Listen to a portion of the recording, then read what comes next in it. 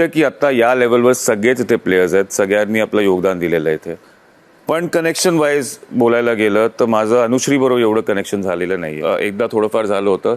अनुश्रीचा game पण मला एवढा कळला नाही जेवढं तुमच्या टोळीच्या लोकांना कळलं असेल. आमच्यामध्ये ते चालतं, तुम्हाला माहिती नसायचं, तुमच्यामध्ये चालते, आम्हाला माहिती नसायचं.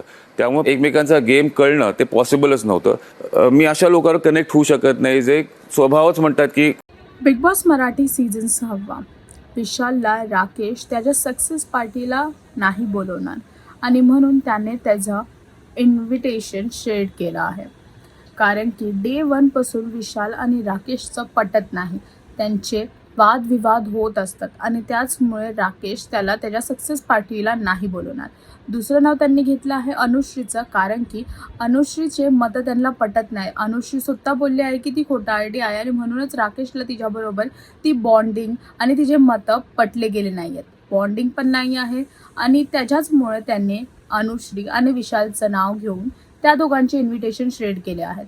आता बघायचं आहे की पुढे पण कुठले कुठले सदस्य येणार आणि कोणत्या सदस्यांचे ते इन्व्हिटेशन शेअर करणार हे पाहण्यासाठी तुम्हाला बिग बॉस मराठी पाहावा लागेल. आणि अजून अपडेटसाठी टेलीचक्कर रिजनलला सबस्क्राईब करा.